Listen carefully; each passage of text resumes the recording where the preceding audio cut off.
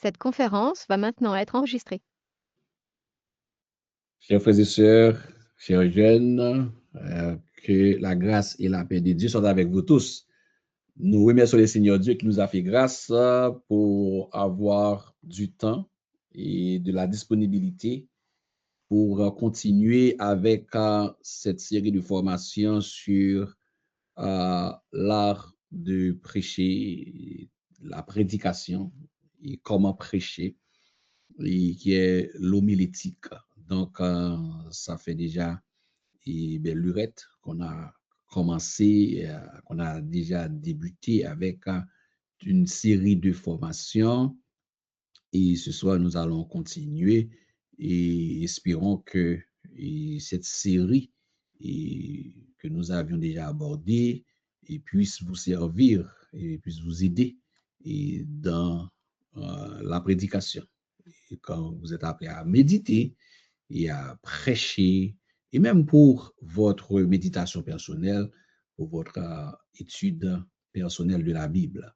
Donc, ce soir, nous allons aborder une autre partie, et c'est l'art d'enrichir le texte. Donc, donc je vous invite à aller sur notre plateforme de YouTube, Mission Assemblée évangélique du Christ, pour voir, savourer et les autres séries précédentes. Donc, et voilà, donc je vais partager l'écran et de nos acétates et pour entrer dans le vif du sujet. J'espère que c'est partagé. Donc, homilétique, l'art d'enrichir le texte. Donc là, on est arrivé à la phase où on va avoir la méthode des 10 peignes et pour une étude biblique profonde et structurée. Et évidemment, la prédication, c'est beaucoup plus l'édification, mais pour bien présenter, pour bien exposer un texte, il faut l'étudier. Il faut étudier. Et donc, prêcher ne consiste pas seulement à parler, c'est un travail d'excavation. Excavation. Pour extraire le trésor d'un texte, il faut le passer au crible de plusieurs filtres. Donc, ici, nous allons voir ou bien développer 10 filtres analytiques précis. C'est possible qu'il y ait peut-être 12, 13 autres, 15 filtres. On pourrait en ajouter d'autres. Mais je pense qu'avec les 10, ça peut nous servir d'une bonne couverture et pour pouvoir enrichir et faire une étude approfondie et structurée du texte et dans lequel que peut-être vous serez appelé à prêcher. L'art d'enrichir le texte, l'art de prêcher au fil de l'écriture. Donc, nous avions déjà parlé de plusieurs types de sermons, et donc surtout le sermon textuel que nous aimons beaucoup et qui nous permet aussi de prêcher au fil de l'écriture, de prêcher dans le texte, de prêcher tout en respectant le texte qui a été lu. J'avais déjà bien mentionné, il faut faire très attention. Il ne faut jamais insulter l'intelligence de l'auditoire des gens qui vous écoutent. Quand vous lisez dans un texte, un verset, un chapitre, il faut prêcher dans le texte qui a été lu. C'est possible, on peut lire peut-être un texte parallèle, corollaire, pour compléter le texte fondamental, le texte primaire. Ça peut arriver, oui, ça peut arriver, mais le texte principal, et là où la lecture a été faite pour dire que nous allons prêcher dans Romains chapitre 12, verset 1 et 2, il faut qu'il y ait un travail préalable et profond d'enseignement, c'est-à-dire et structuré pour exposer le texte. On ne peut pas lire Romains chapitre 12 et prêcher dans l'Apocalypse, aller développer partout ailleurs. Donc, c'est comme une insulte à l'intelligence. de l'auditoire. C'est un manque de respect d'ailleurs, même pour la parole.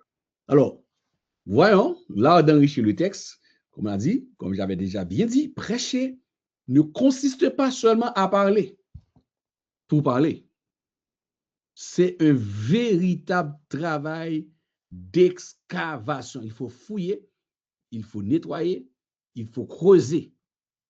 Donc, pour extraire ce trésor qui existe dans un texte, il faut le passer au crible, ce qu'on appelle les 10 peignes, les 10 filtres analytiques précis. Donc, nous allons voir c'est quoi la méthode des 10 filtres analytiques pour mieux comprendre le texte, pour pouvoir exposer et amuser dans le texte. Donc, cela prend 10 outils pour déchiffrer la parole. 10 outils. Pour prêcher, ça vous demande du temps pour bien prêcher. La prière, la consécration, ce sont des éléments très importants. La prière importante, la consécration très importante. La préparation, c'est indispensable, autant que la prière, autant que la consécration. Donc, ces 10 outils sont sur le tableau, je vais les citer et au fur et à mesure, nous allons les analyser, nous allons les aborder peut-être en partie ce soir ou bien, si on peut voir 5, ça dépend de notre du temps aussi, le temps. Numéro 1, parmi les outils, outil numéro 1, minimalement, quand vous lisez un texte et vous allez devoir méditer, il faut regarder la situation de l'auteur. C'est possible par l'esprit que des hommes ont parlé de la part de Dieu. Certes, c'est le Saint-Esprit qui donne le message, mais le Saint-Esprit, le Seigneur Dieu, avec le Saint-Esprit, utilise des êtres humains, des hommes qui étaient des hommes comme nous, tout comme Élie était un homme comme nous, Élisée était un homme comme nous, et tout comme apôtre Paul, c'était des hommes que Dieu s'est servi d'eux pour voir. Alors, la situation de l'auteur numéro 1, c'est quoi la situation de l'auteur? Donc, nous allons voir aussi quelques exercices, un peu des exemples. Numéro 1, quand vous ouvrez, vous méditez, l'auteur, qui est l'auteur? On doit comprendre son arrière-plan, un peu peut-être de son origine, et comprendre un peu de son histoire, son profil, donc la situation de l'auteur. Deuxièmement, la situation des lecteurs, les lecteurs. Et les lecteurs, nous allons voir pourquoi. Il faut voir la situation de l'auteur et des lecteurs. Troisièmement, nous avions commencé avec le genre littéraire la dernière fois. Peut-être certains d'entre vous ils peuvent se rappeler qu'on a parlé des styles comme style poétique, la poésie, et style narratif, historique, etc. Donc, on a parlé des genres littéraires. Quatrième outil qu'on aura besoin, ce sont les thèmes du livre. Les thèmes, nous sont thématiques dans ce livre. Ce livre traite, c'est quoi? Et les thèmes dans ce livre, c'est important pour mieux exposer et mieux expliquer le texte. Quelles sont les thématiques, les grandes thématiques? Cinquième outil que nous allons voir, c'est le contexte. Pour parler, pour bien exposer le contexte. C'est quoi le contexte? C'est pas que dans la parole, c'est tout ce que vous faites, tout ce que vous dites. Et il faut dire, voilà le contexte. On explique une histoire, peut-être un fait, une problématique, des choses, peut-être un conflit, n'importe. Quand on commence, c'est le contexte, on ne peut pas sauter le contexte. Le contexte du texte. Et si le contexte n'est pas bien compris, on est complètement, et le prédicateur, la prédicatrice sera complètement passé à côté.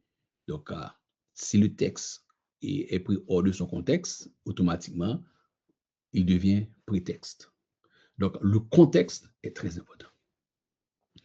Sixième outil pour déchiffrer la parole, il y a le vocabulaire, ou bien disons les vocabulaires. Donc, comprendre la signification de chaque mot. Oui, c'est important.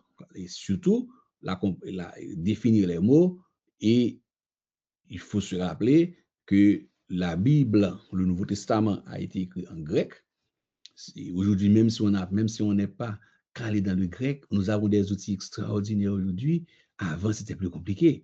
Aller d'apprendre le grec, l'hébreu, c'est important de les apprendre. Oui.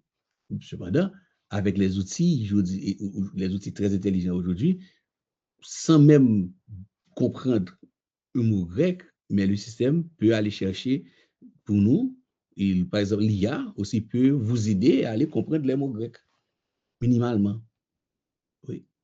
Et ensuite, vérifier encore par une seconde question, ou vérifier pour s'assurer que c'est le bon mot grec. Et on peut apprendre à parler, on peut même pas parler, on peut apprendre à l'utiliser le grec. L'hébreu aussi. Donc, généralement, la traduction en français, il ne reflète pas toujours le sens du mot et dans le texte original grec. La grammaire. La grammaire, c'est encore la grammaire et le vocabulaire sont des corollaires qui marchent ensemble. Peut-être le mot est au pluriel en français, et pourtant dans le grec, le mot n'est pas au pluriel. Ou bien le terme pourquoi, et disons, il y a un exemple lors de la création, et il dit Elohim bara.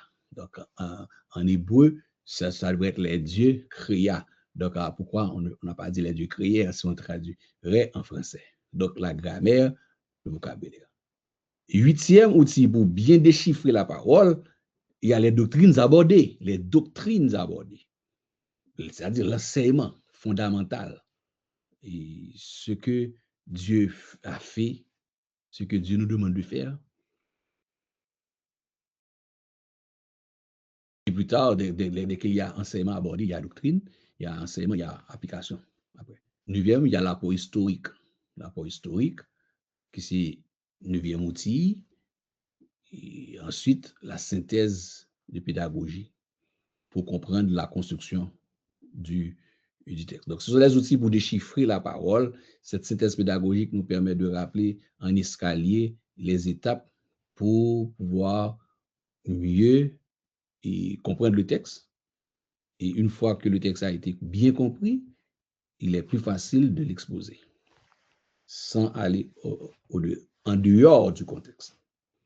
Alors, un texte, frères et sœurs, auditeurs, auditrices, un texte ne se lit pas dans le vide.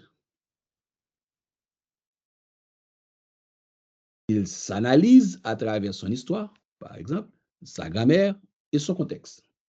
Bon, on résume les 10 outils pour déchiffrer en cette phrase ici en bas. Un texte ne se lit pas dans le vide. Il s'analyse à travers son histoire, sa grammaire et son contexte. J'avance, c'est correct, il n'y a pas de questions, je peux avancer? C'est bon? Pas de questions? S'il y a de questions, on peut facilement me signaler. Alors, la situation de l'auteur. On commence avec le premier outil. Maintenant, je vais lire un texte. C'est quoi la situation de l'auteur? Cela signifie quoi? Qui a écrit? D'où et pourquoi? À quel endroit? La raison? Qui est-il? Comment s'appelle-t-il? Qui a écrit? En matière théorique, à gauche de l'écran, cela signifie qu'il faut comprendre l'identité de l'auteur et sa vocation. Donc, on est dans un livre. Par exemple, vous ouvrez l'Épître de Paul aux Philippiens, vous ouvrez Éphésiens et Corinthiens ou bien les évangiles. Donc, le Saint-Esprit a confié à un homme, une personne bien déterminée pour écrire, pour rédiger. Maintenant, c'est quoi l'identité de l'auteur? Parce que l'identité de l'auteur est très importante aussi pour comprendre certaines nuances dans ce qu'il a dit et qui est aussi relié avec la culture de la personne, sa vocation. Ça, c'est le côté théorique. Ah, OK, c'est quoi son identité? C'est quoi sa vocation? Et le contexte personnel, est-ce qu'il était en prison? Et est-ce qu'il a connu de la persécution? C'est un exemple. Un exemple de théorie. Est-ce qu'il a connu de ça? Juste moi, une seconde. Donne-moi une seconde, je vais diminuer quelque chose.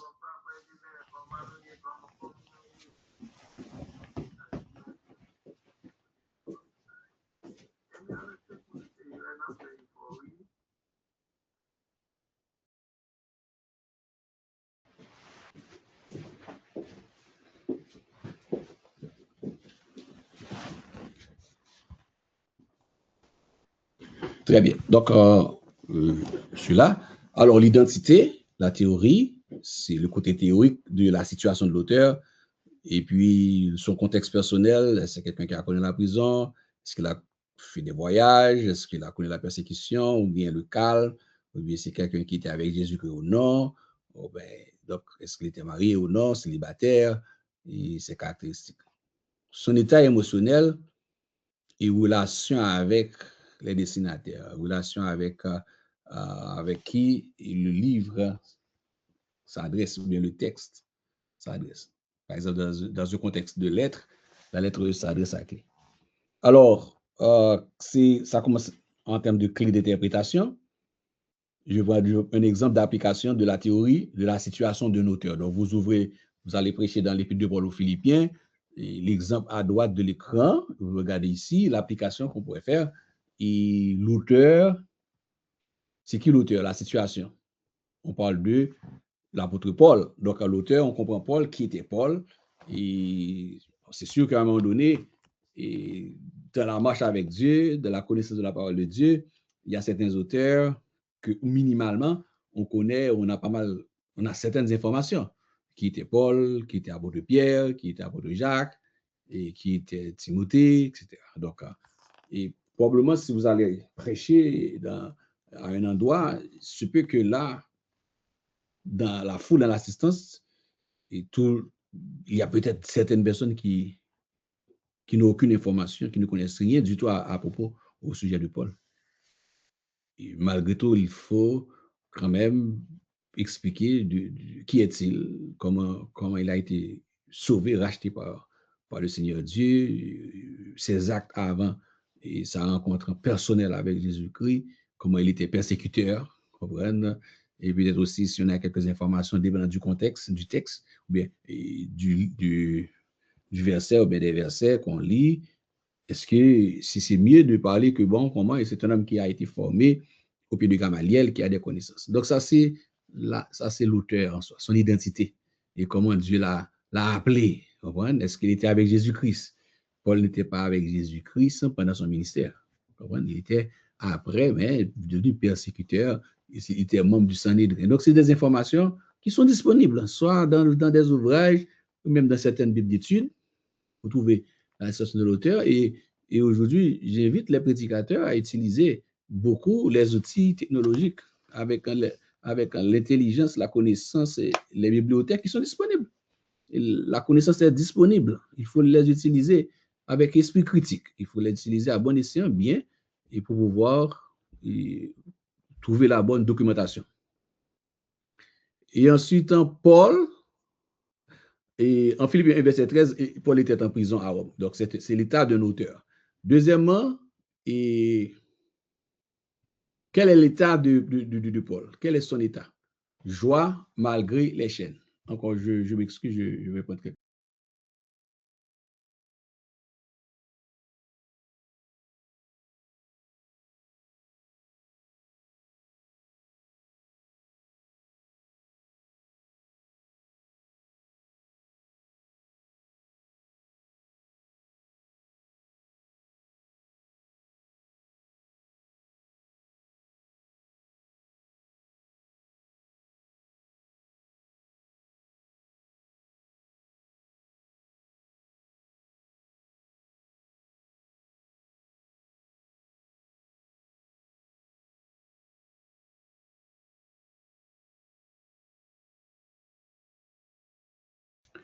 Très bien, donc je suis là.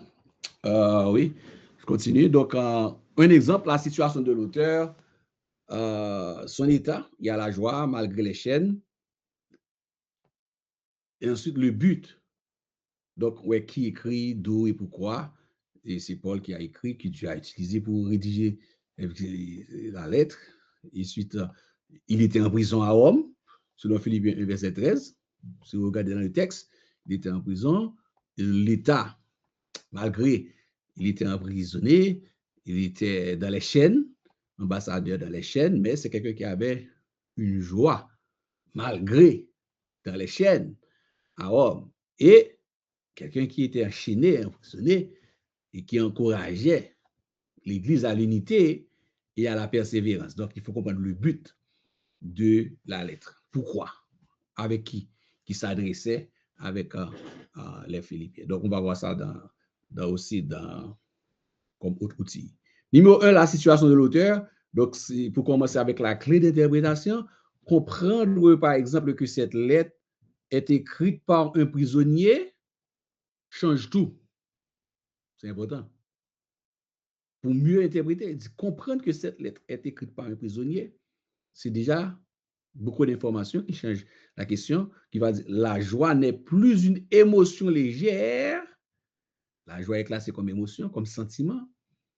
Et quand on fait l'analyse des sentiments en psychologie, il y a la joie, il y a la tristesse, il y a la peur. Ce sont des éléments on les appelle, qu'on fait les analyses des sentiments, ce font partie des sentiments de l'homme. Ce n'est plus une simple émotion, une émotion légère. Pour un croyant, un soldat solide dans la foi, mais c'est de préférence une posture spirituelle de défi. Ah, c'est pas... Donc, on comprend ça, mais maintenant, si on veut aborder pour expliquer, et si on veut enseigner sur la joie, et puis pour trouver un exemple de la parole biblique et d'un homme dans l'enseignement, et comment qu'il était à Rome, donc Philippiens, et puis de Paul aux Philippiens, c'est une bonne référence pour mieux interpréter. Donc, connaître qu'il était prisonnier et la joie, son état prisonnier dans les chaînes avec une joie extraordinaire permet de mieux expliquer le texte ou bien le livre. Donc, numéro 1, c'est la situation de l'auteur. Est-ce que c'est correct jusqu'à présent? Je peux continuer. S'il n'y a pas de questions, je continue. Deuxième outil, c'est la situation des lecteurs. La situation des lecteurs. Comprendre le destinataire pour comprendre le ton. La lettre, ou bien le livre, ou bien le texte s'adresse à qui? C'était, par exemple, l'exemple, c'était de la situation de l'auteur, c'était l'épître de Paul aux Philippiens. Donc, la lettre s'adressait aux chrétiens de Philippe. Mais vous vous souvenez que quand j'ai enseigné l'épître de Paul aux Philippiens, et les Philippiens étaient des chrétiens qui... En fait, c'était une bonne église quand Paul les écrivait, une bonne église qui a d'ailleurs supporté le ministère de Paul, un exemple. Donc, comprendre la situation des lecteurs, tout comme les Corinthiens, comprendre la situation, qu'est-ce qui se passait à l'époque dans cette église, peut-être dans l'environnement, c'est important, c'est la situation des lecteurs. Je pourrais en comprendre Philippiens, Corinthiens, Éphésiens, etc. Donc, la théorie d'abord, c'est comprendre la situation. Est-ce que les chrétiens avaient de la maturité spirituelle? Y avait-il de la maturité spirituelle, des crises ou divisions? Ça, on est dans un contexte de lettres, donc il faut trouver le côté et la situation des gens qui vont lire. Surtout dans les lettres, par exemple. Les lettres de Paul, ce sont de très bons exemples. Ensuite, le contexte culturel. Le contexte culturel, c'est important pour bien analyser, pour bien passer au peigne fin un texte, c'est important de comprendre le contexte culturel, le contexte spirituel. Et s'il y avait des pressions extérieures, et les problèmes qui existaient, c'est-à-dire le côté historique aussi, le contexte historique est important. Donc, il y avait-il des problèmes moraux ou doctrinaux? Donc, encore pour ces clés d'interprétation, sans comprendre le chaos interne, pour, par exemple, chez les Corinthiens, le lecteur moderne risquant de mal interpréter la fermeté de Paul, la jugeant dure alors qu'elle est nécessaire. Paul était très dur avec les Corinthiens, très soft, quand il dit soft, très doux avec les Philippiens, mais malgré, il y avait des avertissements et à surveiller, il y avait des avertissements, des conseils prodigués, exhortations aux chrétiens de Philippe, des points qu'ils devraient surveiller. Quand j'explique, il y a 4 grands points qu'il fallait surveiller pour éviter l'orgueil. Par exemple, la beauté et l'identité chez les Philippiens, par exemple, et le statut, l'argent, le savoir. Donc, c'est des choses qui rendent l'homme, qui peuvent rendre l'homme facilement orgueilleux.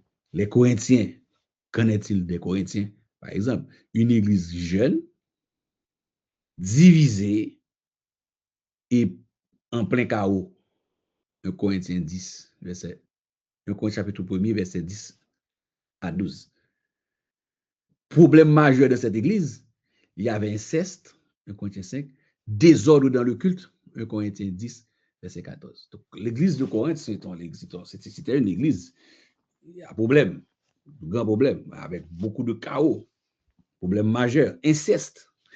Il y a des hommes des fils qui prenaient la femme de leur père. Donc, il y avait l'immoralité flagrante dans l'église de Corinthe. Donc, à tel point que si quelqu'un te dit d'aller à Corinthe, c'est pas bon à dire. Donc, clé d'interprétation, sans comprendre encore le chaos qui existait chez les Corinthiens, ce chaos interne, le lecteur moderne risque de mal interpréter la fermeté de Paul, la jugeant dure alors qu'elle était nécessaire. Deuxième, c'est donc pour comprendre le destinataire, alors comprendre bien le destinataire permet de comprendre le ton. Pourquoi Paul s'est-il adressé de telle manière? Pourquoi il a utilisé un ton dur aux chrétiens en tant qu'apôtre? C'était l'état même. Donc, ça, c'est le deuxième outil, situation des lecteurs, pour mieux interpréter. Troisième outil, c'est le genre littéraire. Troisième outil, le genre littéraire que nous avions commencé à aborder. Troisième outil. Après, nous allons encore retourner pour les voir. Et la liste, c'était au nombre de 7 la dernière fois. Faire des exercices au fur et à mesure avec ces genres littéraires ou donner à plusieurs personnes des exercices à faire. Donc, le genre littéraire, la forme dicte les règles d'interprétation. C'est très important de comprendre le genre littéraire. La forme dicte les règles d'interprétation. Donc, nous allons parler des types comme narratif, d'autres prophétiques, épistolaires comme les lettres, parabole, la loi. On ne lit pas une loi comme on lit un poème. Par exemple, prenons les livres poétiques. Par exemple, les psaumes constituent un recueil de poèmes, de poésie, mais poésie lyrique, c'est des chants. Alors que proverbe, c'est poésie didactique. Malgré les deux, c'est poésie, c'est poème, mais il y a poésie didactique, il y a poésie lyrique. Bon, de toute façon, on ne lit pas une loi comme on lit un poème. On ne lit pas une loi comme on lit une lettre. Une lettre. Une lettre. Par exemple, comme poésie, somme 23. Donc, la forme dicte les règles d'interprétation. Il faut comprendre comment interpréter. Ah, si c'est une poésie, on ne veut pas lire et interpréter de la même manière qu'on va interpréter une lettre. Tout comme on n'interprète pas le livre des Proverbes, tout comme on interprète les psaumes. Alors, par exemple, Psaume 23, qui est une poésie, utilise des métaphores et du parallélisme. L'Éternel est mon berger. c'est une image symbolique, pas un récit historique. Est-ce qu'on est là? Donc, quand l'Éternel est mon berger, il dresse devant moi une table. La table. Donc, il y a des métaphores, et il y a des métaphores, il y a du parallélisme dans le genre littéraire. Donc, dans le genre littéraire, comme troisième outil, la forme dicte les règles d'interprétation. Très important. Par exemple, là, entre le psaume 23, par exemple, qui est une poésie, comme troisième outil d'interprétation, pour interpréter, troisième outil, l'Apocalypse chapitre 13, par exemple. Si on est en Apocalypse chapitre 13, c'est révélation, c'est apocalyptique, qui utilise des symboles très codés, et un genre littéraire qui interdit une lecture littérale naïve. Bête à 7 têtes, bête avec 10 cornes. Écoutez, quand on lit les livres de l'Apocalypse, on parle de la bête, il y a beaucoup de symboles qui sont codés pour expliquer une réalité. Tantôt, dans l'Apocalypse, on parle de gouvernement et pourtant l'image est donnée sous forme d'animal. Donc, ce n'est pas comme littéral, c'est comme des animaux. On est en train de parler, mais on parle des figures du gouvernement, etc. qui vont venir. Donc, pour voir, il faut comprendre ces genres littéraires qui existent, comment les interpréter, comment interpréter une lettre, comment interpréter une lettre pastorale, comment interpréter les livres prophétiques, les livres poétiques, et les histoires, et la loi, parabole, etc. Donc, c'est troisième élément pour bien, il faut avoir ces 10 éléments en face de vous. La situation de l'auteur comme premier outil que j'ai dit. Deuxième outil d'interprétation pour bien passer le texte au pays fin, la situation des lecteurs, c'est-à-dire les gens à qui s'adressent, qui vont recevoir cette lettre, par exemple la lettre, pour comprendre le ton utilisé par l'auteur, par exemple de la lettre. Et troisième, le genre littéraire est extrêmement important pour mieux exposer soit un enseignement ou un enseignement, un mini-enseignement dans la prédication, pendant qu'on prêche, on expose pour expliquer, il faut bien exposer, il faut bien avoir le genre littéraire. C'est important. Il faut dire, est-ce que c'est une poésie? Est-ce que c'est un livre? C'est la révélation. Est-ce que c'est apocalypse? C'est apocalyptique? Ou bien eschatologique? Est-ce que c'est un livre historique? Est-ce que c'est de l'histoire? Est-ce que c'est un livre prophétique? Est-ce que c'est la loi, etc. Donc, c'est important. Il faut connaître le genre littéraire pour ne pas dire n'importe quoi. Et aussi le français. Donc, je vais pas donner des exemples banals. Et aussi, quand vous lisez le français, malheureusement, c'est peut-être ça pourrait faire rire. Il y a un frère qui disait que, alors, en fait, c'était un pasteur entre guillemets, donc j'ai bien dit entre guillemets, et qui, on nous disait, qui essaie d'interpréter pour dire que l'Éternel Dieu avait placé Adam et Ève dans le jardin comme c'est comme placé ici, c'est comme ce qu'on appelle le plaçage, concubinage. Dans le contexte, c'est surtout haïtien, plaçage. Le plaçage, le concubinage, puisque Dieu plaça Adam et Ève dans le jardin. Là, c'est un autre problème grave encore. Il ne l'a pas compris. Et un petit peu le français. Dieu plaça Adam et Ève dans le jardin. Donc, et pour lui, c'est comme c'était le concubinage. C'est pour cela, lui, il vivait dans le concubinage, mais on l'appelait pasteur, il ne sait pas si c'était un pasteur, mais un pasteur quelconque. Alors, il faut comprendre pour comprendre le texte, les gens littéraires, c'est important. En avance. Alors, quatrième outil, est-ce qu'on est là jusqu'à présent? Je peux avancer, il n'y a pas de question, c'est bon. Donc, je rappelle ici, ce sont les outils qu'il faut avoir en main, sous les yeux, et toujours au minimum pour passer un texte qu'on doit prêcher, un texte qu'on a médité. Il faut passer au pays fin, les 10 pays, ou bien les 10 filtres, ou bien analyser en profondeur et avec structure le texte. Donc, ça, c'est quatrième outil qu'on a là. Voilà. Les thèmes du livre, c'est quatrième outil. Quatrième outil, les thèmes du livre. Il faut comprendre le thème. Quel est le thème central? Mais je dois vous rappeler que j'avais déjà dit, quand vous ouvrez la Bible, il faut chercher dans le texte où est Jésus-Christ dans le texte, ou bien où est le salut dans le texte, ou bien la grâce dans le texte.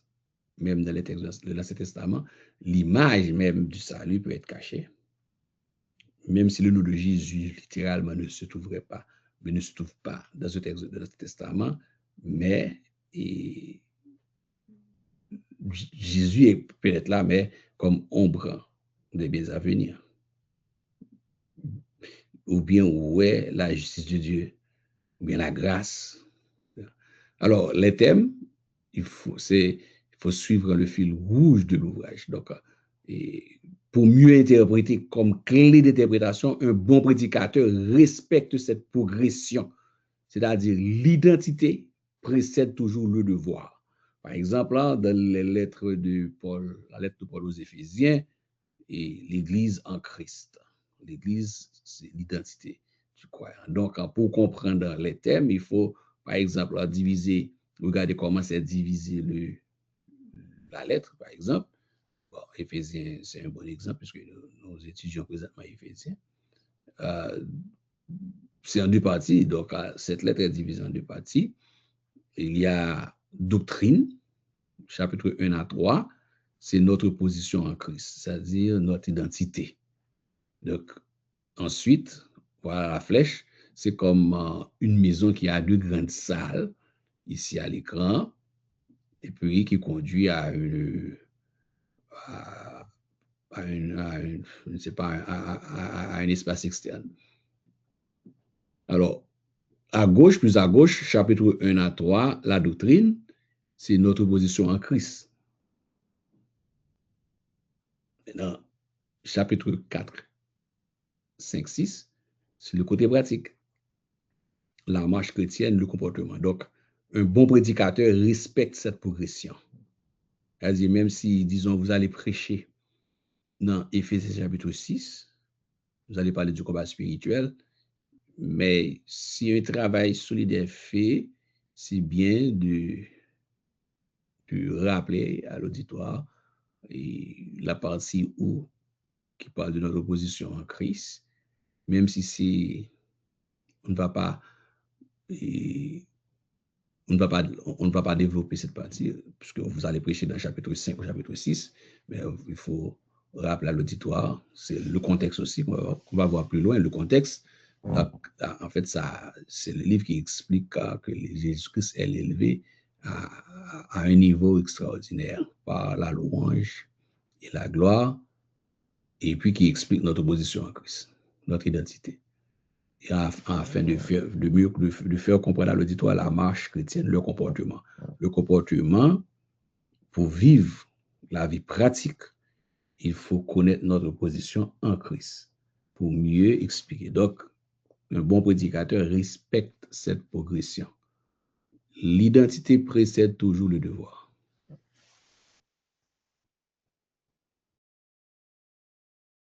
Donc, par exemple, en Romains suit une logique similaire. L'épître de Paul aux Romains, le péché, justification, sanctification. Donc, si vous expliquez la sanctification, c'est important de suivre une progression du péché à la justification, de la justification à la sanctification. Si, quand on le sait, on le fait, on va faire, il faut le faire bien. Il faut savoir comment le faire. Et la méthode, pourquoi? Parce que ça permet à l'auditoire qui vous suit de comprendre. Si je parle de la sanctification, même si je ne vais pas développer le péché pendant 30 minutes, je n'ai 45 minutes à prêcher, mais je dois commencer à rappeler encore tout le temps le point de départ. Tous ont péché et sont privés de la gloire de Dieu. Et nous sommes gratuitement justifiés, et ensuite nous sommes appelés, nous sommes mis à part. Et caléo. Donc, péché, numéro 1, justification, sanctification. Donc, c'est la progression. Donc, vous expliquez l'Épître de Paul aux Romains, cette progression est indispensable pour bien expliquer la lettre, ou bien surtout si on veut expliquer le péché, même si on n'a pas le temps de finir, si on prêche une série, on peut dire, ah ok, c'est sûr que notre série va nous amener vers la sanctification, mais on commence avec le péché. Mais au fur et à mesure, deuxième étape, justification, troisième étape, sanctification. Mais si on veut parler de la sanctification, tout simplement, même si c'est dans un autre texte, et où l'Épître aux Romains peut être le texte ou bien le livre, même si le texte principal ne se trouve pas dans l'Épître de Paul aux Romains, mais il est quand même indispensable pour mieux expliquer, d'aller dans l'Épître de Paul aux Romains pour pouvoir expliquer cette logique. Péché, numéro 1, puisque tous ont péché. Ensuite, nous sommes justifiés par Jésus-Christ gratuitement et pour marcher dans la sanctification. Donc, il faut connaître la parole, il faut connaître la structure du livre pour bien utiliser les outils. Comprends? Parce qu'il y a des endroits que vous allez prêcher, les gens n'ont pas toujours de connaissances de base. Même si vous faites l'erreur, ça va passer. Il n'y a pas de problème. Bon, je ne dis pas de problème parce que quand on ne connaît pas, on ne connaît pas, on ne sait pas. Mais ça peut arriver que vous êtes en face d'un auditoire, même si 100% des gens n'ont pas la base, n'ont pas la connaissance de base. Mais il peut arriver, il y a beaucoup qui sont présents avec quand même certaines formations. Et à partir de ce moment, on va vous évaluer pour dire que et voici les lacunes, voici les lacunes, voici les lacunes. Donc, pour savoir mieux et mitiger les lacunes, il y a certaines choses, il y a des outils qu'il faut maîtriser. Donc, les thèmes du livre sont importants. C'est important. Et puis, évidemment, c'est en forgeant qu'on devient forgeron. Ce n'est pas une seule fois, c'est au fur et à mesure qu'on avance. Et cinquième, il y a le contexte. Le contexte, c'est très important. On ne peut pas commencer à prêcher sans bien expliquer le contexte. Et généralement, la majorité des prédicateurs qui n'ont pas pris du temps pour comprendre, étudier à fond, creuser, faire l'excavation et quittent le contexte, ne sont pas du tout toujours dans le contexte. Et quand le texte est pris hors de son contexte, on est automatiquement dans un prétexte. Le texte, dans son environnement, est important. C'est aussi une clé d'interprétation. Hors contexte, un verset peut devenir slogan. Par exemple, le verset, le chapitre, le livre et son histoire. C'est-à-dire comprendre tout l'environnement du verset, du chapitre et du livre et l'histoire de ce livre pour comprendre le contexte. Ça a commencé par quoi? Qu'est-ce qui a fait que telle parole a été prononcée, a été dite? L'historicité d'où ça vient. Oui. Le contexte est important. Pour parler de la tentation de Jésus-Christ, le contexte, oui, après avoir jeûné et après son baptême, poussé par l'Esprit dans le désert. D'ailleurs, le texte, encore très souvent, le texte donne un peu de contexte, mais il faut l'énoncer, il faut le dire à l'auditoire, clairement expliqué, bien expliqué. Des gens peuvent lire sans rien comprendre. Vous lisez, même si des fois c'est beaucoup plus évident le contexte, mais ce n'est pas tous les textes qui ont toujours cette évidence pour bien comprendre le contexte, parce que des fois c'est lié à un contexte historique, c'est lié à un contexte, le contexte en général est rattaché à un contexte historique, à un contexte culturel, oui, et d'autres. Voici, prenons l'étude de cas de Jérémie, une étude de cas. Jérémie 29, verset 11, qui dit très souvent pris hors de son contexte. Ah, je connais les projets que j'ai formés sur vous, projets de paix et non de mal. Maintenant, il y a des prédicateurs qui utilisent Jérémie 29, verset 11. Au final, on peut l'appliquer à une personne. C'est pas c'est pas là le problème, mais dès le départ, il lance un slogan. C'est comme Jérémie 29, verset 11, par exemple, c'est une promesse de succès individuel immédiat.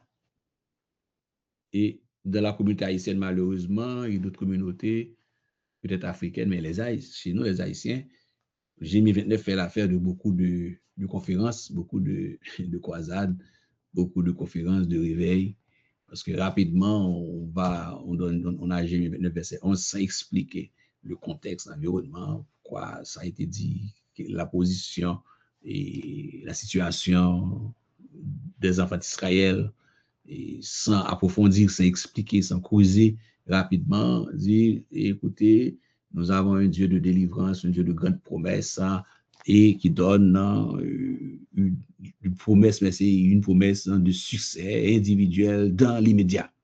Ça peut devenir un slogan. Et pourtant, la réalité de Jérémie 29, verset 11, c'est un exemple de contexte. La réalité, une promesse collective faite à des exilés à Babylone avec un délai d'attente de 70 ans. Une promesse collective faite à des exilés à Babylone avec un délai d'attente de 70 ans.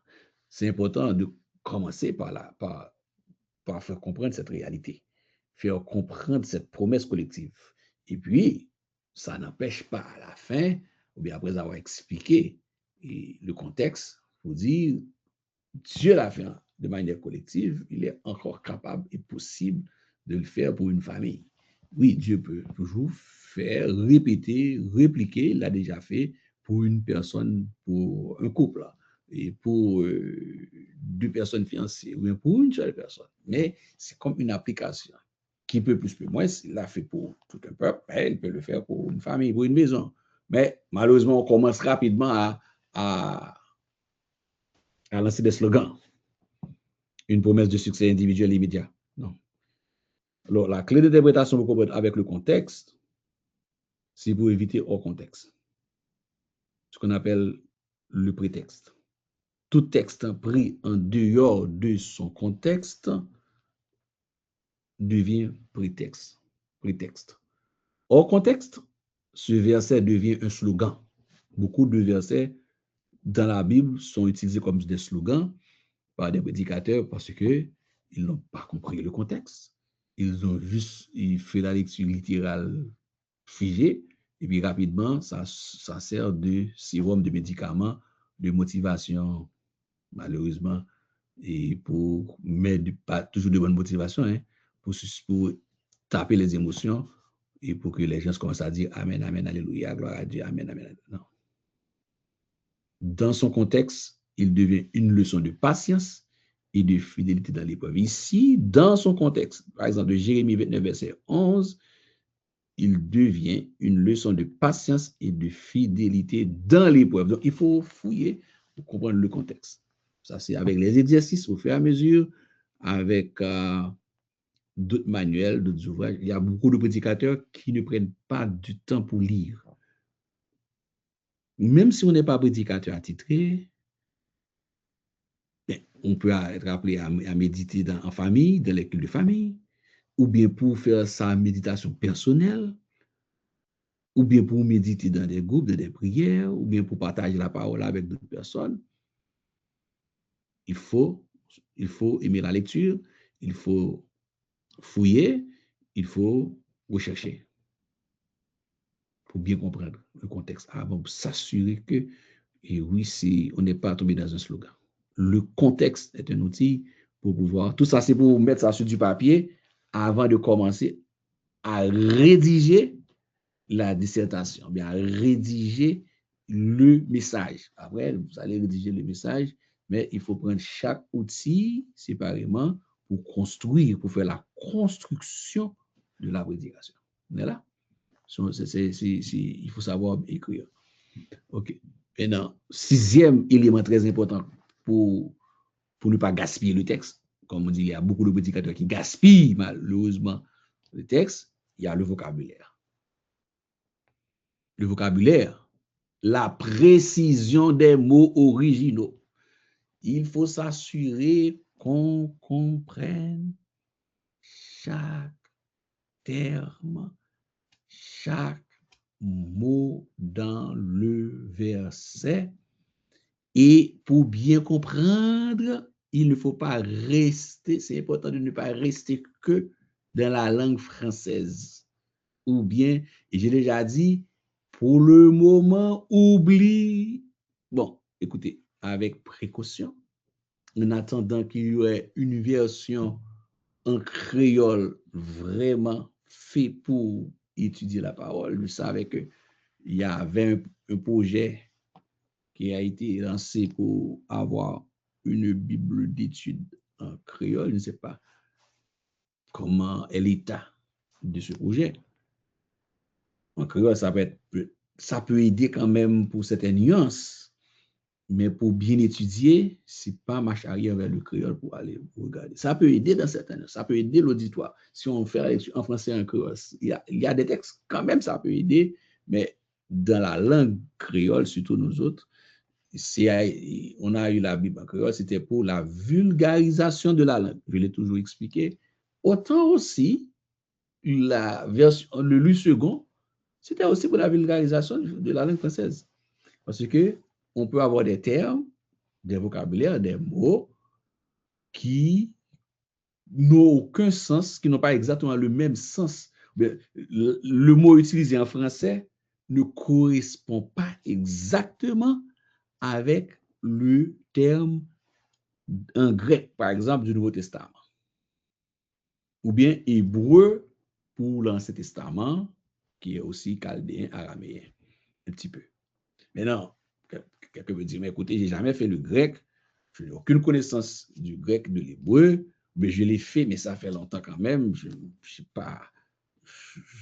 me rappelle pas de beaucoup de choses, mais c'est tellement plus facile, comme je vous ai dit tantôt, utilisez les outils que vous avez en main. Par exemple, vous avez utilisé l'IA et vous s'assurer que vraiment, comment dit-on repentance dans le contexte du Nouveau Testament? Quel est le mot grec qui marche avec repentance? Et assure-toi, tu peux demander au robot de me donner le mot exact sans faire de faute, sans halluciner. Tu donnes les instructions avec précision. Je suis nul en grec, je n'ai jamais fait du grec, mais je l'ai fait, mais je ne suis pas trop bon. Mais je veux que tu m'expliques quels sont chaque mot qui se trouve par exemple dans Jean chapitre 21, explique-moi le terme grec. Ou bien, si vous avez un dictionnaire grec, ceux qui sont plus calés en grec, qui maîtrisent la langue, ok, pas de problème, vous pouvez aller dans... Il y a aussi des logiciels qui existent déjà, bibliques aussi, pour expliquer grec grec du Nouveau Testament en français et vice-versa. Et pour l'hébreu aussi. Donc, comprendre le mot. J'ai expliqué dans Éphésiens 5, c'était Éphésiens 5, verset 16, si je me rappelle. C'est ça, donc, et chaque terme doit être bien compris. Il faut comprendre les termes. Sinon, vous pouvez donner une explication qui est strictement liée à la langue française et pourtant, vous passez à côté. Quand j'avais commencé à expliquer racheter le temps car les jours sont mauvais. Car ici, vous connaissez très bien le français, et les conjonctions de coordination, mais où donc, or et car, vous connaissez les trucs. Maintenant, dans le grec, ce cas est complètement différent. La coordination est complètement différente.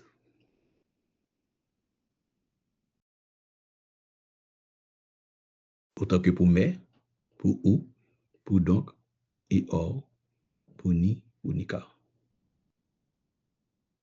Dans le grec, car peut avoir deux significations différentes. Alors qu'en français, on écrit car, tout comme aussi en anglais, quand vous dites I love you, I like you, et dans le grec encore, il y a au moins 13, la moins 13 significations. Comme quoi. Donc, tu peux dire aimer, et puis aimer, il faut comprendre, il faut aller chercher. En français, c'est aimer, ça ne change pas, mais dans le grec, ça change. Donc, comme car, Dieu a tant aimé le monde. Je n'ai point honte de l'évangile, car c'est une puissance de Dieu. Racheter le temps, car ce car-là n'ont pas les mêmes significations. En français, vous dites oui, mais c'est comme coordination, conjonction de coordination. Oui, mais dans le grec, car peut être une causale explicative dans le grec, alors que dans Éphésiens 5, verset 16, racheter le temps car les jours sont mauvais, c'est une causale déclarative. Ça change tout. Ça change tout. Si on ne comprend pas que dans Éphésiens 5, verset 16, dans Jean 3, verset 16, car Dieu a tant aimé le monde, Jean 3 explique ce qui a été dit dans Jean chapitre 2. C'est comme l'argumentation. C'est une causalité explicative. Donc, la cause est expliquée. C'est la cause, ce qui a été dit en Jean chapitre 2. Alors que, en Éphésiens chapitre 5, verset 16, car Dieu a aimé le monde, ici, la cause est déclarative.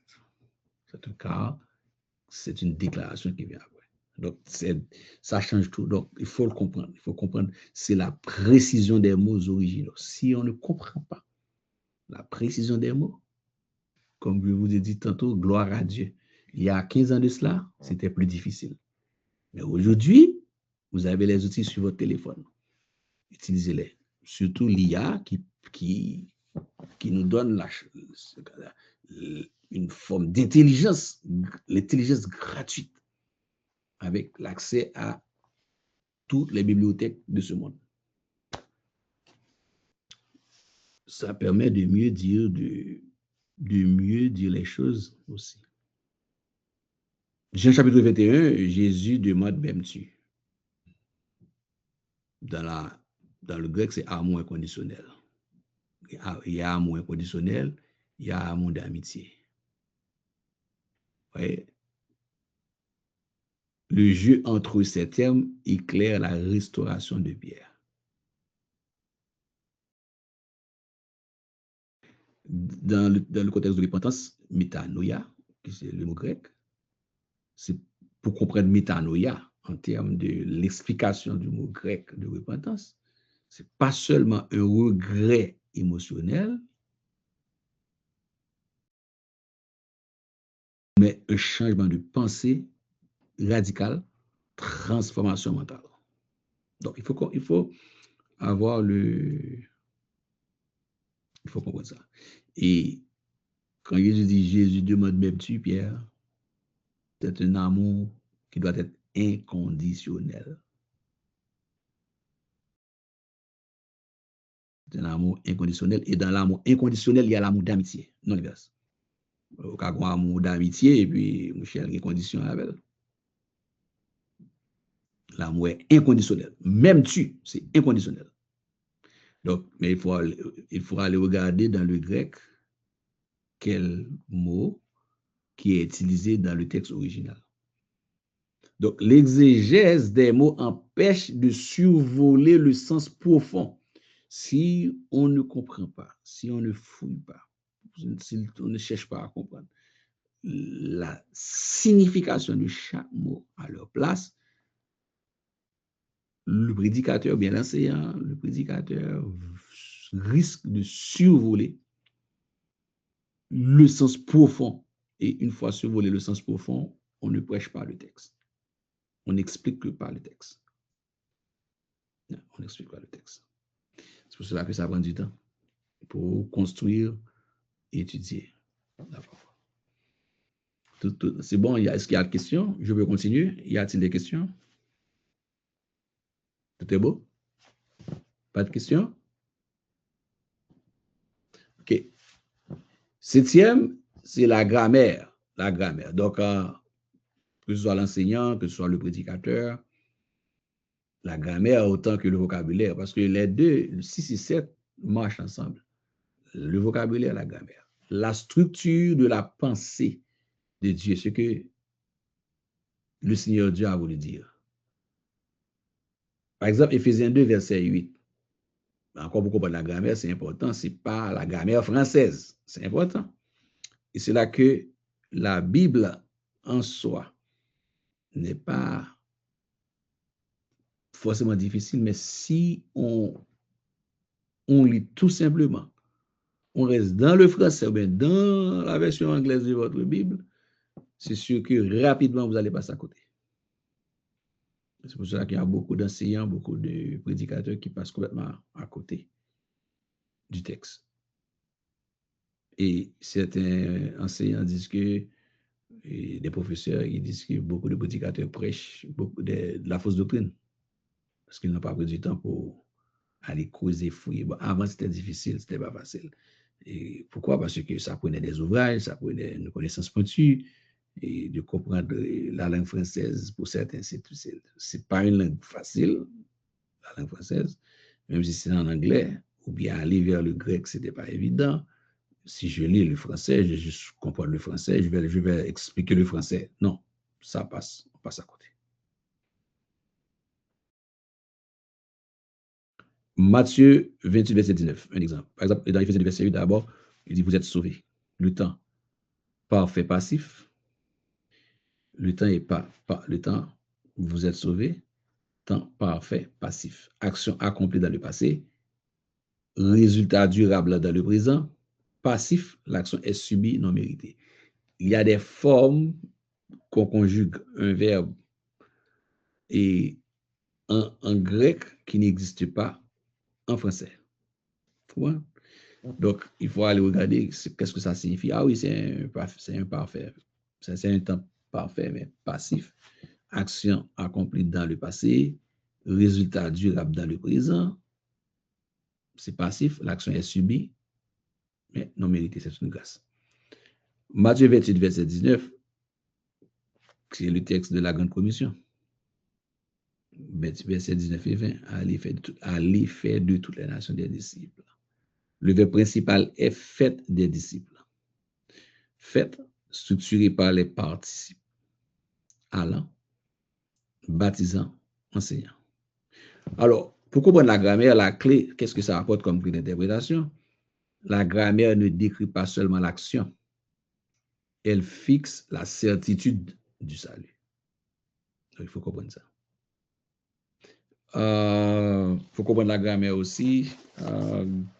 Je vais vous faire parler tantôt. Il y a un texte que ça vient à l'idée présentement. Je vais le chercher, je vais te dire. Donne-moi quelques secondes, je vais vous demander de réagir là-dedans.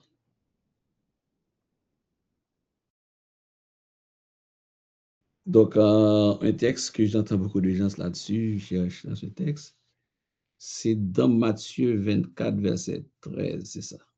Est-ce que vous y êtes regardé dans Matthieu 24, verset 13? Et je vais vous faire parler pour participer. Matthieu 24, verset 13. Et laisse-moi regarder votre Bible pour aller dans Matthieu 24, verset 13.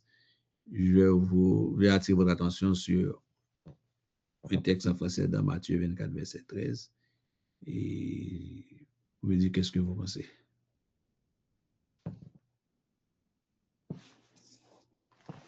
Alors, je vais prendre pour contexte et verset 11, 12, 13, mais c'est le verset 13. Vous allez ouvrir vos micros et me dire. Je vais prendre le verset 11 pour contexte. Matthieu 24, verset 11, 12, 13, mais c'est surtout verset 13 qui m'intéresse. Alors, au verset 11 dans Matthieu 24, plusieurs faux prophètes s'élèveront et ils séduiront beaucoup de gens. Verset 12. Et parce que l'iniquité sera accrue, la charité du plus grand nombre se refroidira. Le verset 13. Mais celui qui persévérera jusqu'à la fin sera sauvé. Je reprends le verset 13. Mais celui qui persévérera jusqu'à la fin sera sauvé. Et est-ce que quelqu'un peut m'expliquer ce verset, le verset, qu'est-ce que ça, comment tu comprends, comment vous comprenez le verset 13 du Matthieu 24, verset 13? Et qui est-ce qui peut me donner, il peut donner à l'auditoire un exemple ou bien sa compréhension de Matthieu 24, verset 13? Mais celui qui persévérera jusqu'à la fin sera sauvé. Je vous écoute.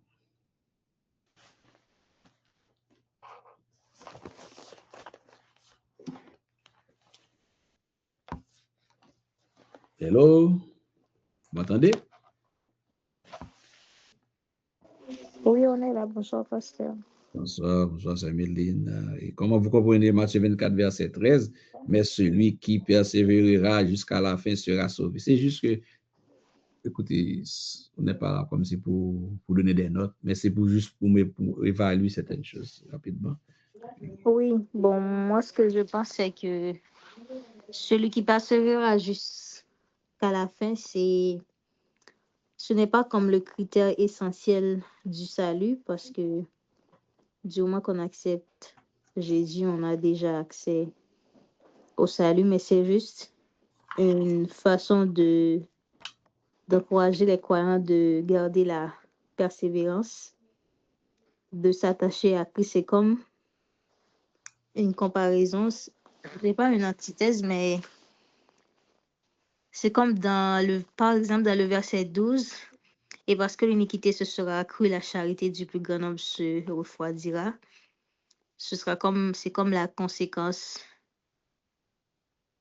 J'ai oublié exactement le mot, mais c'est comme dans le verset, c'est pour expliquer deux parallèles. Charité du plan, je vais dire. C'est pour expliquer deux parallèles, mais dans le verset 13, c'est comme la conclusion des deux pour dire que c'est celui qui s'attache à Christ, mais ce n'est pas interprété textuellement pour dire que celui qui va être sauvé, c'est celui qui va... Il faut comme une persévérance du début à la fin, mais plutôt celui qui s'attache à Christ sera sauvé et celui qui ne s'attache pas à Christ n'aura pas le salut. Très bien, très bien. Donc, est-ce qu'il y a quelqu'un d'autre qui veut ajouter, compléter? Hein? Personne d'autre? Quelqu'un d'autre veut ajouter quelque chose, non? Il faut participer. S'il y a quelqu'un d'autre qui veut ajouter, personne d'autre. Donc, alors, j'ai pris cet exemple parce que de très souvent, une mauvaise compréhension de la grammaire et aussi du contexte. Et puis, il y a des prédicateurs qui disent, ah, OK, le texte dit, peut-être aussi une mauvaise compréhension du français. Donc, c'est une grammaire. Il dit, ah, OK, peut-être même sans aller regarder le contexte en haut, verset 11, 12, et puis plus haut, verset 10. Il dit rapidement, ah, et que c'est, pour sauver, il faut persévérer jusqu'à la fin. C'est un problème de compréhension même de la grammaire. Donc, celui qui est sauvé persévère. C'est pas parce que c'est pas le sens. Ah, ok, je marche dans la persévérance et puis conclusion, je vais être sauvé. Non, on est d'abord sauvé et quand on est sauvé, on reste attaché avec Christ. Très bien, Sœur Midline. Merci.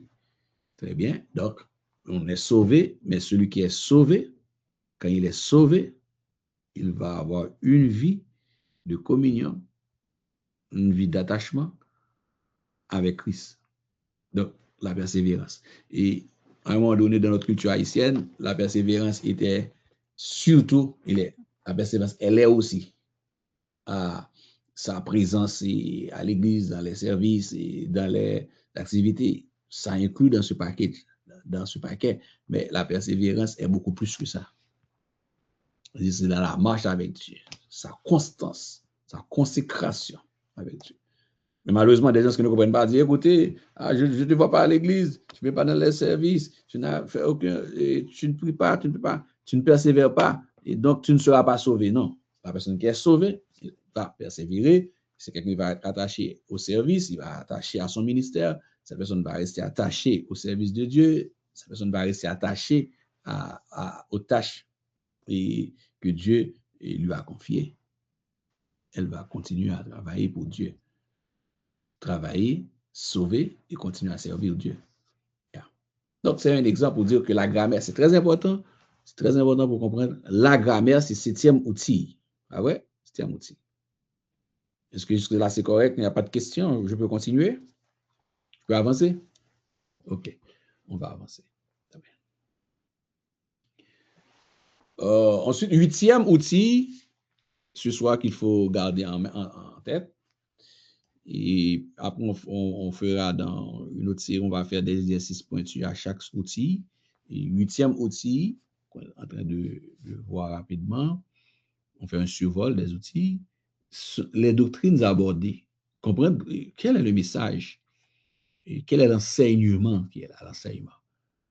Quelle théologie le texte enseigne-t-il? Le texte n'est pas juste une histoire. Si je prends par exemple l'épître de Paul aux Romains, Actes des Apôtres, chapitre 2, ça peut être peut-être une histoire, mais pas juste une histoire à raconter. C'est comme, prenons les livres historiques, les gens ont tendance à expliquer toute l'histoire qui s'est passée avec Élie, Élisée, ou bien avec Jabez, tant d'autres, et puis le message, où est passé l'enseignement, le message de la parole de Dieu, l'enseignement théologique, une doctrine. Il faut le comprendre, ce n'est pas juste expliquer l'histoire de David et de Goliath. Dans l'histoire de David et de Goliath, c'est historique, mais il faut exposer l'enseignement, il faut exposer la théologie. Oui, expliquer Samson avec Delilah, c'est bien, c'est l'histoire, mais il faut non seulement faire la narration, montrer le narratif, montrer l'histoire, mais il faut construire le message parce que dans cette histoire, il y a toute une série d'enseignements de théologie. Donc, prenons Jean 1, verset 1, et quelle doctrine aborder? Bon, il y a ce qu'on appelle la théologie propre, et qui parle de Jésus-Christ, qui parle de Christ comme Dieu. Donc, qui révèle, bon, théologie propre, ce sont des termes de théologie. Vous dire qu'ici, on parle vraiment de la personne de Jésus-Christ, et on parle de la divinité de Jésus-Christ. Donc, Jean 1, verset 1 révèle la divinité de Jésus et la Trinité implicite, c'est-à-dire un Dieu en 3 personnes. Donc, même si le concept Trinité est un concept biblique, même lorsque le terme en soi, on ne le trouve nulle part écrit, mais c'est un concept. On trouve toujours des mots dans une langue pour expliquer pour remplacer une phrase, pour remplacer un concept. Donc, le terme utilisé pour remplacer Dieu qui se révèle de 3 manières, un Dieu en 3 personnes, c'est Trinité. Donc, deuxièmement, sotériologie. Où est le salut? J'avais bien dit, est-ce que on parle, l'enseignement c'est quoi? On parle soit de la divinité de Jésus-Christ, c'est le cas de Jean, chapitre 1er, ouais, 1 verset 1 par exemple. Ensuite, on parle du salut, c'est-à-dire deuxième terme théologique, sotériologie. Il faut habituer avec ces termes au fur et à mesure. Sotériologie, et c'est encore une partie de la théologie qui nous permet de comprendre le plan du salut. Le salut en Jésus-Christ, c'est un véritable plan. Donc, Romains 3, verset 24, définit la justification gratuite et la rédemption. Donc, est-ce qu'on parle de salut? Il faut rester, pour comprendre l'enseignement, c'est le salut, il faut décortiquer, il faut bien expliquer. Donc, le texte n'est pas juste une histoire, c'est aussi un véhicule de vérité d'enseignement, de doctrine. C'est un véhicule qui transporte une série de vérités doctrinales. Et troisième, autre thème théologique qu'on peut retrouver, il y a pneumatologie. C'est la doctrine du Saint-Esprit. Et sotériologie, c'est doctrine du salut. Pneumatologie, c'est cet esprit. Et aussi, il y a l'ecclésiologie. Donc, c'est doctrine, c'est l'enseignement propre, l'enseignement autour de l'Église, etc. Donc, il y en a plus que ça, il n'y a pas que ça. Donc, pneumatologie, sotériologie, ecclésiologie, eschatologie, théologie propre, théologie systématique, etc. Donc, le texte n'est pas juste une histoire, c'est un véhicule de vérité doctrinale. C'est 8e outil, il faut comprendre les doctrines. Ouais, quand un prédicateur prêche, c'est un travail assidu. C'est un travail qui demande de s'asseoir pour bien monter et structurer le texte de la prédication, ce qu'on appelle le sermon ou bien la dissertation du sermon. C'est 8e. C'est pas juste blablabla.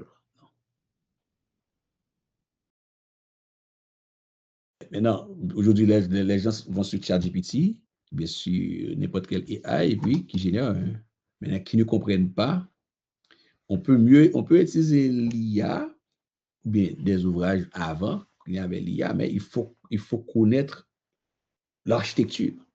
Donc, les 10 étapes, 10e, c'est tout le résumé de cette pédagogie, il faut les connaître maintenant pour mieux utiliser les outils qui existent. Sinon, vous allez répéter comme beaucoup de gens se répètent, juste copier-coller, mais sans avoir la connaissance théorique, conceptuelle, comment ça se passe, ça va devenir difficile au fur et à mesure pour mieux expliquer, mieux servir. Même avec l'onction, on peut avoir l'onction, mais si l'onction n'est pas bien, et si on n'est pas bien formé, bien nourri, et dans une forme d'enseignement structuré, même le contenu généré par l'IA ne va pas servir à grand-chose parce que les gens qui le font sans cette connaissance structurée ne pourront pas construire un bon document.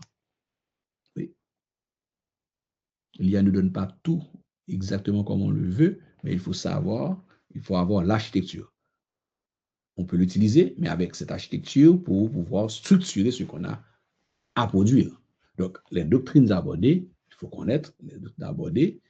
Quelle doctrine? C'est théologie pour mieux utiliser ce véhicule qui transporte beaucoup de vérités et d'enseignements bien doctrinaux. Très important.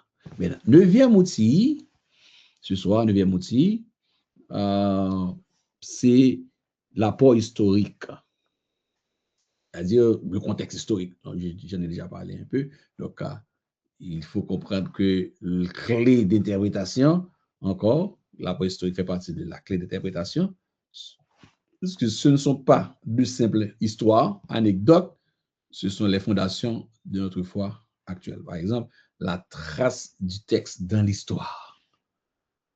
Dans Acte 15, il parle du concile de Jérusalem.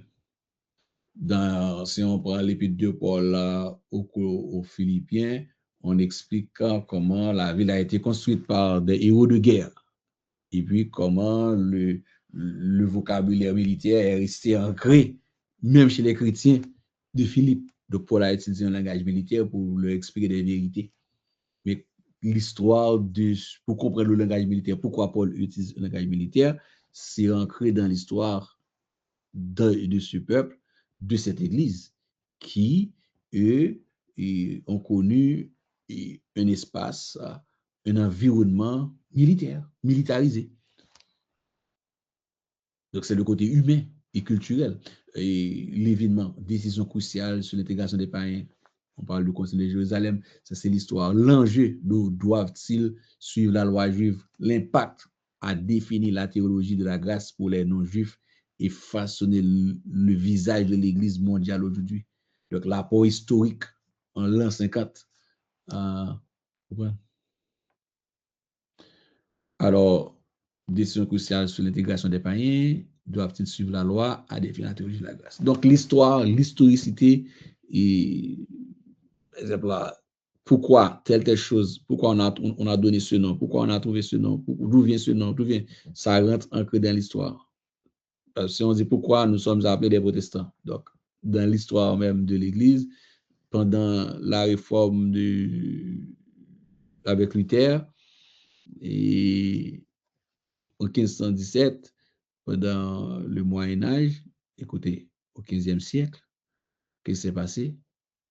Les princes aussi, il y avait des princes en Angleterre et qui étaient du côté de la Réformation et puis ils ont eu le nom de princes protestants. Donc, l'histoire aussi, il y a des termes, il y a des noms qui sont restés qui viennent d'un événement historique, tout comme le Concile de Jérusalem, par exemple, où il y a eu l'événement décision cruciale sur l'intégration des païens. Donc, c'est 9e, l'apport historique. C'est bon pour lire l'historique, il faut encore aller dans les livres, il faut lire des commentaires bibliques, des livres, différents ouvrages, et aussi aller sur la bibliothèque électronique et pour lire, comprendre dans Wikipédia, dans d'autres, pour mieux comprendre quel apport historique et qui a quelles conséquences historiques sur ce livre, sur ce texte. Y en a-t-il? Là, je vous donne 10 et 10 filtres. Mais en réalité, je vais te dire que j'ai recensé il y a 10 grands filtres, mais moi, je pense que je suis à 119 ou 120 filtres automatisés. Laisse-moi voir si je peux le montrer à l'écran. Je ne sais pas si ça va se passer. Laisse-moi regarder. J'avais pensé à ça. Ok, laisse-moi chercher. Je vais le trouver. Je vais vous montrer ça tantôt. Laisse-moi changer l'écran. Un moment. Je vais le chercher. Donc, moi, j'ai déjà exposé plus de 120 filtres. Plus de 120 filtres pour construire la prédication. Et là, c'est 10 de base. Hein, c'est vraiment 10 de base qui on pourrait les regrouper dans les 120. Mais j'ai ventilé 120 pour dire que la liste n'est pas exhaustive. Comprends bien. Donc, on pourrait aller encore même plus loin. Ce que j'ai fait, mais avec les 120, et ce que j'ai fait, je les ai automatisés, pour te dire. Parce que 120, sinon, pour préparer la prédication avec les 120, hein, c'est pas facile, hein? Même à 40 heures. Donc, laisse-moi chercher. Est-ce que je trouve un exégèse là? Je ne me rappelle pas le titre que j'avais donné avec ce document. Je vais chercher pour avoir une idée si je le trouve, sinon je reviendrai après. Je n'avais pas pensé avec ça, mais je pourrais retourner avec. Et après ça, bon, j'ai beaucoup de documents. Mais pour dire que j'ai, moi, constitué une liste qui a 120. 120 ou 119 ou 120. Donc, et j'ai trouvé. OK, je vais vous montrer. Et exégèse herméneutique, je vais vous montrer. Avant d'arriver au 10e, Apax. Je ne sais pas si ça va être trop petit ou trop grand.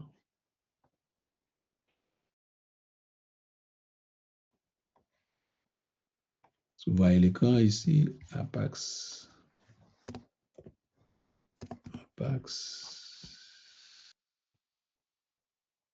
OK, vous voyez l'écran ici.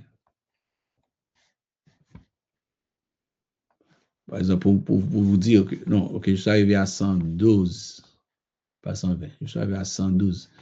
Vous voyez que c'est un peu petit, mais je vais les lire, par exemple, là, paramètres de filtre que j'ai utilisé pour préparer mes prédications, mes enseignements. C'est ventilé jusqu'à 112. Normalement, je devais arriver à 500. Et je devrais arriver à 500, mais pour te dire que utiliser les 112 humainement, c'est pas que c'est pas facile, mais ça va avoir du temps. Moi, ce que j'ai fait, je les ai automatisés.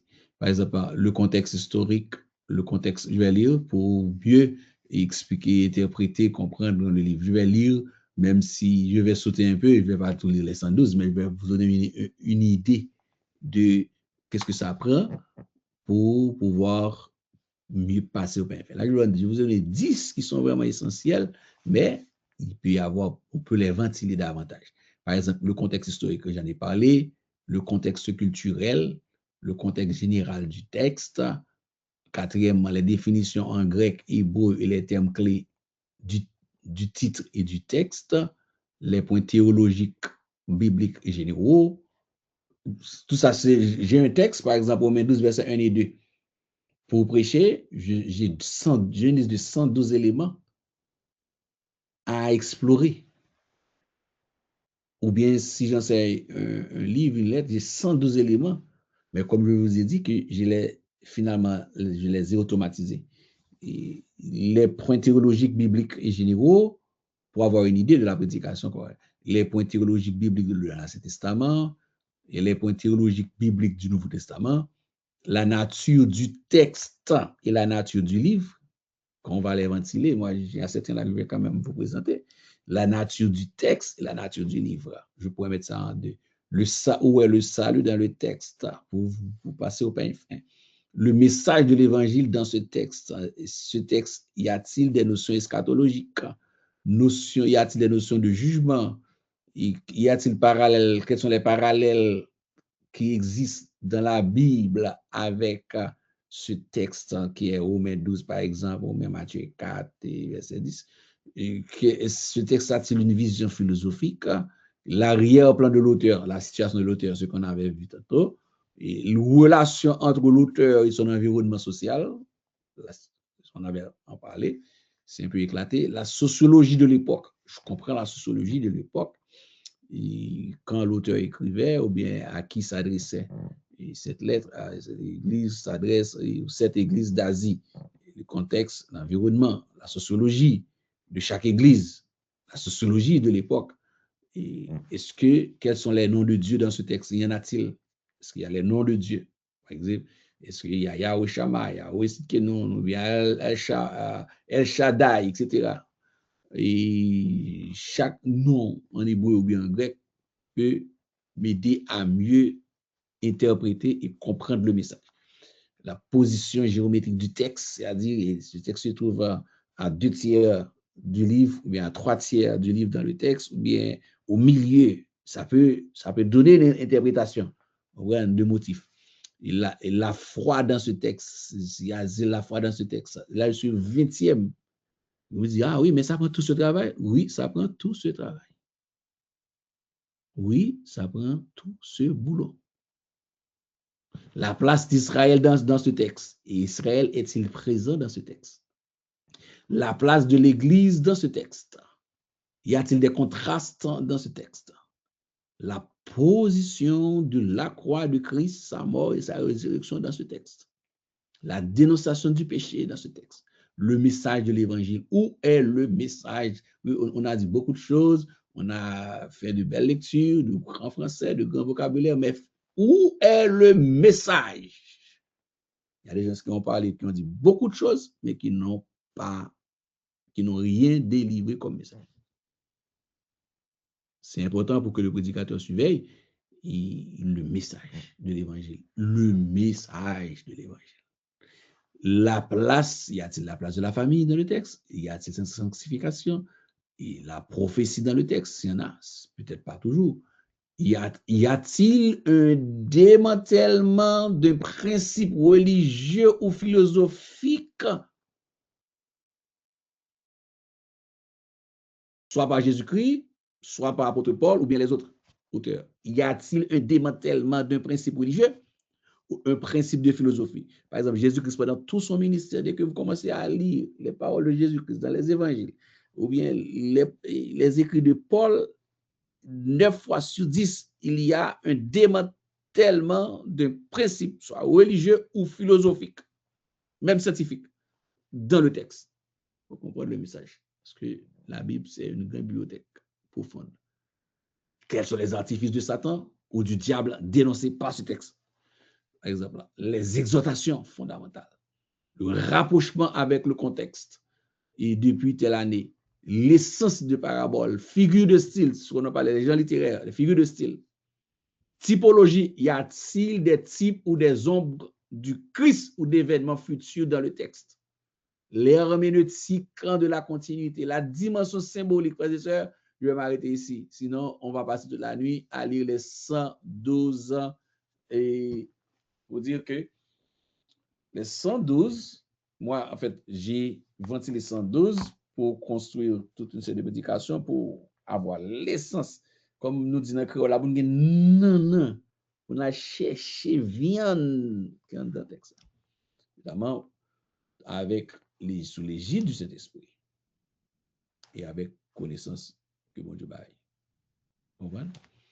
Donc, l'apport historique est important. Je vous ai montré que là, je suis à 9 outils, mais dans ces outils, on pourrait les ventiler jusqu'à 112. Moi, je vois déjà, je peux arriver à 500 et avec les 112, j'ai automatisé les 112.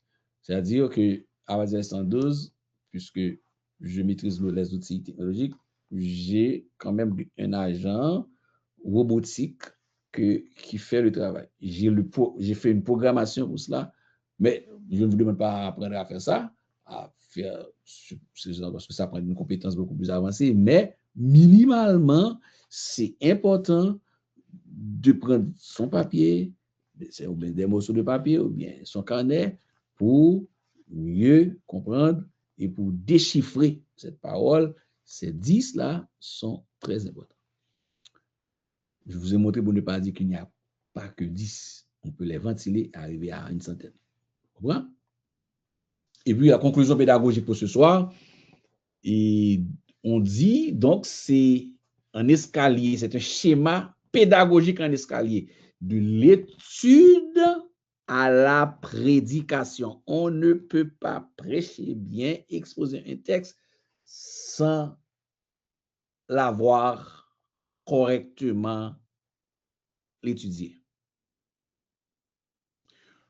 Alors, un texte biblique ne se contente pas d'être prêché, il se construit. C'est-à-dire, si on prêche dans un texte, c'est que on l'a étudié. C'est ça le prédicateur. Même si on peut avoir le don de la prédication, mais sans forcément avoir le don d'enseignement. Parce que l'enseignement est beaucoup plus pointu. Mais pour mieux prêcher, ou bien prêcher avec le don de la prédication, ou bien pour mieux méditer, ça prend au moins la capacité à apprendre à construire. Donc, un texte biblique ne se contente pas d'être prêché, il se construit. Donc, c'est-à-dire, on passe de l'étude du texte, de l'enseignement, de l'étude à la prédication. J'ai bien étudié le texte, passé au pain fin avec des outils, je comprends tout l'enseignement, je pourrais l'exposer comme étude, puisque entre étude biblique et prédication, ce n'est pas la même posture. Mais après avoir bien construit, bien étudié, là, quand je vais prêcher, ça va être bien avec Saint-Esprit. Alors, numéro 1, pour monter l'escalier, pour faire la conclusion pédagogique de l'étude à la prédication, à travers les 9, avec les 10 outils, incluant la pédagogie, qui est aussi un outil. Attention, les 9 autres outils, ce sont des briques séparées et à partir, les briques séparées sont sur du papier. On peut maintenant, 10e outil, c'est l'architecture de l'étude à la prédication. Donc, les marches, escalier. Ouais, il y a situé. Numéro 1, c'est-à-dire le contexte. Donc, la pédagogie pour rassembler, pour construire la prédication, il faut situer le texte, c'est-à-dire comprendre le contexte. Et deuxième marche, escalier, dans la marche, ouais, voilà, c'est 1, 2, 3, 4, 5, pour arriver, il faut analyser, c'est-à-dire la grammaire et le vocabulaire qu'on a parlé. Tantôt, analyser. Grammaire, comprendre le sens de chaque terme, comprendre la conjugaison. Pas juste lire le français. Il faut ensuite, c'est important de lire plusieurs versions bibliques. Ça aide beaucoup. Donc, situer, numéro 1, première étape, c'est situer pour le contexte. Deuxième, c'est analyser, c'est-à-dire comprendre le grammaire et le vocabulaire. Troisième étape, troisième marche dans l'escalier, c'est pouvoir interpréter, comprendre le sens premier. Et quatrième, c'est théologiser, c'est-à-dire comprendre les doctrines, comprendre les enseignements. Qu'est-ce qui est ici, c'est le salut qui est enseigné. Ici, c'est peut-être la divinité de Jésus-Christ. Un autre endroit, c'est comment fonctionner dans l'Église. Un autre endroit, c'est comment les règles de la famille, comment la famille fonctionne. Une autre doctrine d'enseignement, c'est sur le combat spirituel. Une autre, c'est sur donc, il faut comprendre l'enseignement afin de mieux appliquer. Et ensuite, on contextualise par rapport à aujourd'hui, c'est-à-dire l'application directe en disant aujourd'hui le moment où l'on délivre le message. Donc, un texte biblique ne se contente pas d'être prêché. Il se construit. Alors, nous avions vu ce soir les 10 outils pour pouvoir passer au peigne fin ou bien 10 filtres pour analyser l'enseignement. Donc, on peut récapituler les 10 outils pour déchiffrer la parole. Outil numéro 1, la situation de l'auteur. Et ça dans votre agenda, dans votre calepin, dans votre carnet. Outil numéro 2, la situation des lecteurs. Outil numéro 3, le genre littéraire. Outil numéro 4, les thèmes du livre. Outil numéro 5, le contexte. Outil numéro 6, le vocabulaire. Le vocabulaire, je n'ai pas agrandi. Hein?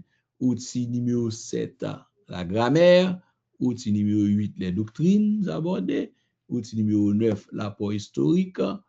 Synthèse pédagogique. Encore, prenez votre temps à regarder la vidéo qui est sur YouTube. Il y a plusieurs reprises pour pouvoir mieux mettre en pratique. Et je vous invite à faire des exercices, à vous entraîner tout le temps. Et c'est en forgeant qu'on devient forgeron. Et avec Saint-Esprit, vous allez pouvoir exceller mieux dans la parole, non seulement pour votre édification personnelle et pour l'auditoire qui vous écoute. Que Dieu vous bénisse abondamment. Merci pour votre écoute. J'espère que le Saint-Esprit encore pourra vous guider et à travers ce qu'on a partagé ce soir pour mieux faire son travail. Donc, la prochaine fois, je vais retourner à chaque outil séparément, faire des exercices plus pratiques, les ventiler pour pouvoir mieux maîtriser. Que Dieu vous bénisse abondamment. Bonne soirée. Et donc, je cède le micro à notre bien-aimé frère Jerry Sauveur. S'il n'y a pas de questions, il y a encore possibilité de poser des questions. Mais s'il n'y en a pas, je donne le micro, je transmets le micro à frère Jerry. Frère Jerry, à toi le micro. Merci. Amen. Merci beaucoup, Pasteur Alési. Merci pour ce beau moment qu'on a passé dans la parole. Ça a été vraiment instructif pour nous. Moi, j'ai beaucoup appris et j'espère que Pasteur Alési va pouvoir partager avec nous la liste qu'il a montrée tantôt. Ah oui. Ouais, c'est une grosse liste. Moi, j'aimerais bien avoir cette liste. Pas de problème. Mais c'est automatisé. Je pourrais partager. Et je l'ai automatisé sur un agent IA. Je peux partager la liste. Je vais le formater dans Word, bien, plus lisible. Ensuite, donne-moi un petit rappelle-moi ça aussi, s'il te plaît. Et puis, partager le lien. Le lien, je peux mettre public à quiconque utilise ChatGPT. Je l'ai automatisé. Au lieu de faire chaque manuellement, j'ai automatisé. Mais avant de vous donner le lien automatisé, je vais donner le lien, le texte, pour faire les exercices avant, pour éviter la paresse. Parce que si on va sur l'IA, l'IA ne va pas produire ça. Mais je l'ai programmé. Il faut savoir le programmer. Mais je ne vais pas donner encore aux étudiants. Je vais vous laisser vous entraîner pour ne pas devenir paresseux. D'accord? Il faut savoir faire d'abord. Mais après, ça va être facile pour l'utiliser. Pas de problème. Donne-moi un petit rappel pour que je puisse formater et t'envoyer. Tu vas partager à tout le monde. Amen. Merci beaucoup. Alors, donc, je vous encourage le 3e samedi du mois. Si vous aimeriez que vraiment l'étude biblique continue, qui est vraiment intéressante, donc je vous demande de vous connecter dès 19h. Je vais faire les rappels beaucoup plus tôt aussi, afin